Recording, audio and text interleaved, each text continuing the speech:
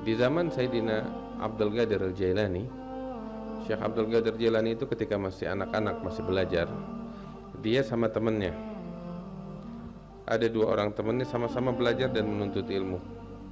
Kebetulan teman-temannya ini pengetahuannya dalam ilmu agama luas, ya, sehingga mereka itu bertiga, Abdul Qadir Jailani dan dua temannya itu, mendengar tentang seorang yang soleh di suatu kota, orang yang soleh, yang taqwa, yang alim. Maka mereka sepakat, ayo kita berkunjung kepada beliau. Ini orang soleh dikenal dengan sebutan Al-Ghawth. Maka mereka sepakat. Kemudian mereka satu sama lain saling berbincang.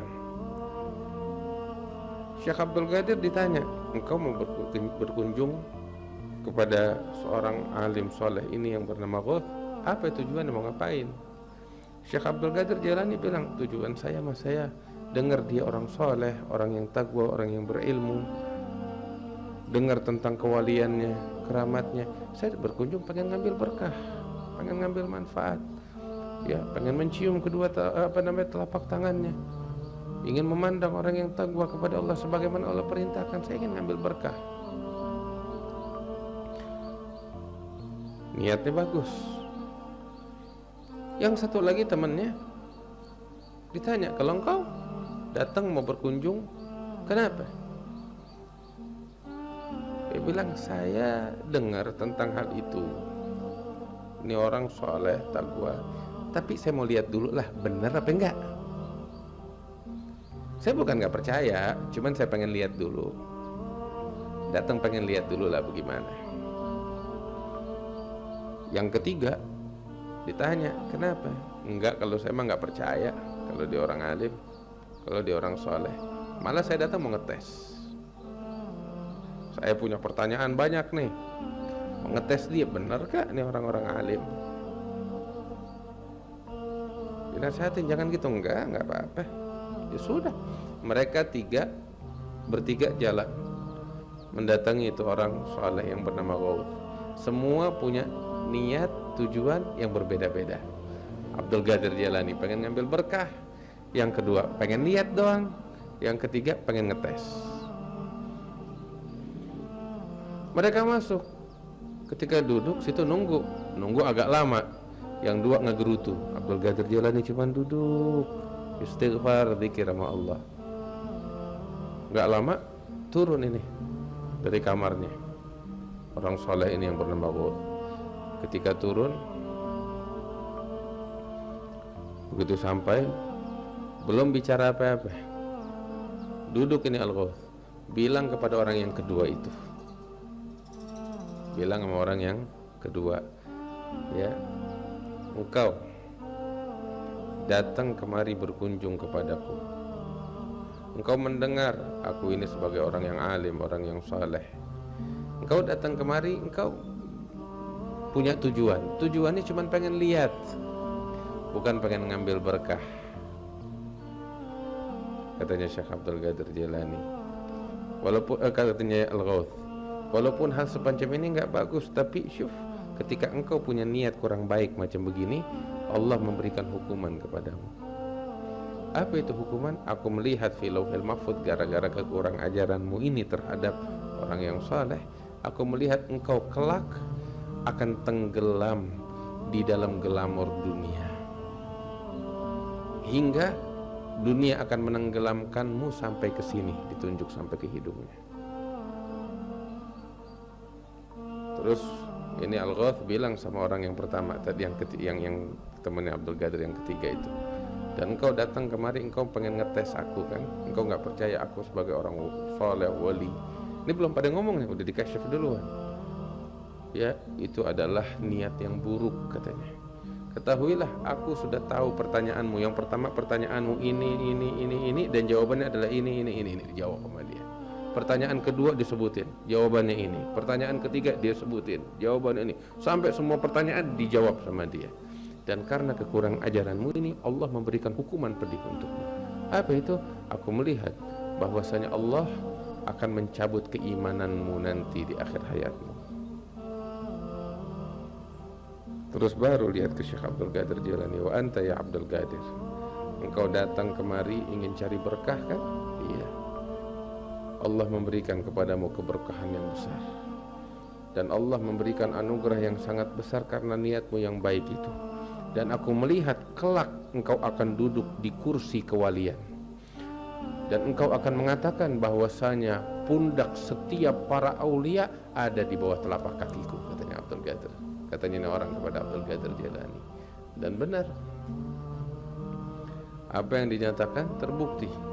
Pulang nih bertiga, berlalulah tahun demi tahun, hingga orang yang kedua ini nih, ya, yang dibilang akan tenggelam dalam glamor dunia, jadi ulama besar. Ketika jadi ulama besar, ya, raja mendengar tentangnya, dipanggil sama raja, "Khalas, engkau lebih baik jadi menteri agama di masa itu, Qadhi, ya, jadi hakim agama." Jadi hakim agama. Yang namanya jadi hakim agama, kasus naik ke dia, ada yang pengen cara licin, sampai akhirnya dia terima rashwah, suapan, mulai kaya dari duit suap. Ilmunya sedikit demi sedikit dia lupakan. Ilmunya hanya dia gunakan untuk mengejar dunia sampai dia tenggelam di dalam dunia yang haram tersebut. Benar seperti yang disebutkan. Sedangkan tuh orang yang satu lagi tuh, ya, jadi ulama besar, sampai sama raja diminta untuk memimpin suatu negeri, untuk menyebarkan agama di sana. Ya, dikasih masjid untuk dia pegang, untuk mengajar di sana. Hingga satu kali, suatu hari dia, si alim ini yang ketiga, naik ke atas menara untuk adzan. Zaman dulu belum ada speaker. Naik ke atas menara untuk adzan. Baru mau adzan, tiba-tiba dia melihat dari menara itu ada seorang wanita di loteng lagi ngejemur. Tertarik melihat kecantikannya ini wanita. Tertarik dia dengan pandangan pertama, jatuh cinta dia. Saya ajak adzan, sholat, dia datengin rumah tuh perempuan. Ternyata betul nih perempuan masih perawan. Dia pengen lamar, pengen menikah, cinta, udah jatuh cinta. Udah deh mabuk sama nih perempuan. Dan ternyata diusut nih perempuan bukan seorang muslimah, tapi seorang Nasraniyah. Nih perempuan juga jatuh cinta, pengen menikah. Si alim ini bilang, katanya, "Udah, saya mau nikah dengan engkau." Udah enggak, artinya ini udah mabuk cinta. Perempuan bilang, "Boleh, tapi engkau beda agama denganku." Habis bagaimana? Ya kalau mau, saya mah kagak mau ninggalin agama Nasraniyahnya saya. Kalau mau ya silakan engkau masuk agama saya, kita nikah. Sampai akhirnya setelah panjang lebar dia tinggalkan Islamnya, dia masuk ke dalam agama Nasrani, murtad, begitu, dan menikahi itu perempuan. Enggak lama meninggal dunia dalam keadaan iman yang udah dicabut oleh Allah. Sedangkan Syekh Abdul Qadir Jilani, seperti yang disebutkan, ketika dia mencapai puncak kewalian, saat itu dia mengatakan, seluruh wali-wali yang ada di bawah telapak kakiku, dia jadi pemimpinnya para aulia. Sampai disebutkan dalam satu riwayat, Imam Ahmad Ar-Rifai lagi jalan,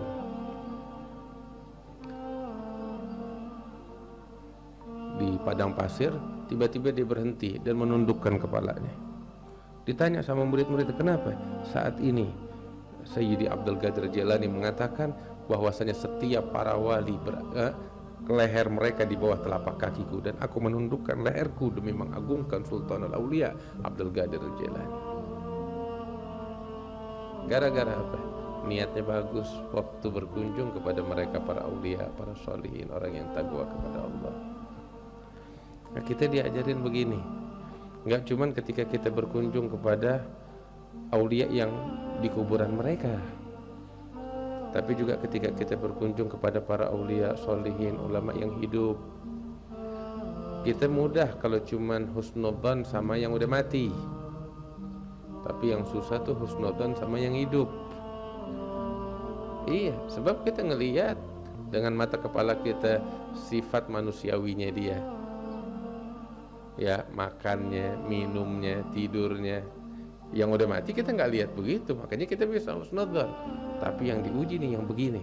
Makanya Imamul Haddad tuh sebel banget, Habib Abdullah Haddad sebel banget sama banyak orang. Apa mereka muji para aulia yang udah pada mati, tapi sama aulia yang masih hidup mereka nggak hargain, nggak hormatin, malah dicaci dan dimaki. Sampai Imamul Haddad namain orang yang macam begini tahu dengan nama apa? Maddahatul Qubur, tukang puji kuburan katanya. Tukang puji kuburan. Iya, yang hidup depan mata mereka nggak dihormatin. Allah, yang mati disembah. Sama. Karena itu, ini salah satu adab ketika kita berkunjung kepada orang-orang yang taqwa, orang-orang yang saleh, yang diridhai oleh Allah Subhanahu wa taala, husnudzan yang bagus. Kemudian juga kita datang tuh dengan niat untuk ngambil berkah, minta doa, minta nasihat.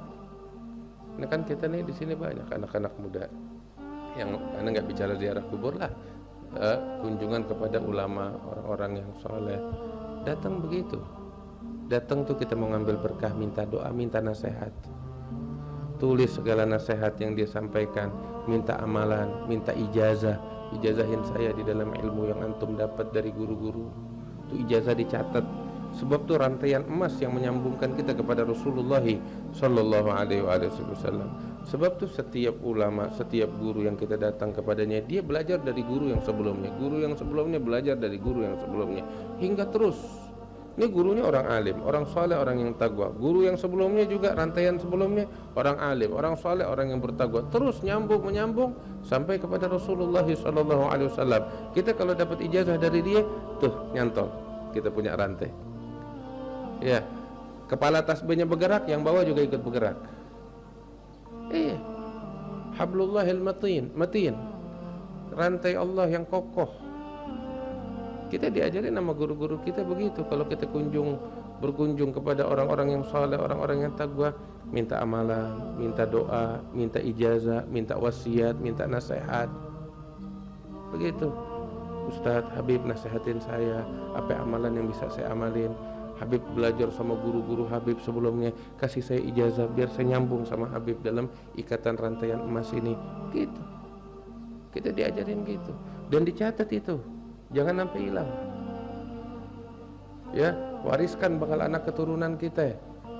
Kubur sama kita waktu kita masuk dalam kuburannya kita.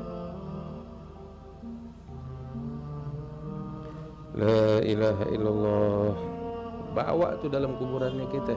Itu yang bakal bawa keselamatan bakal kita sekalian.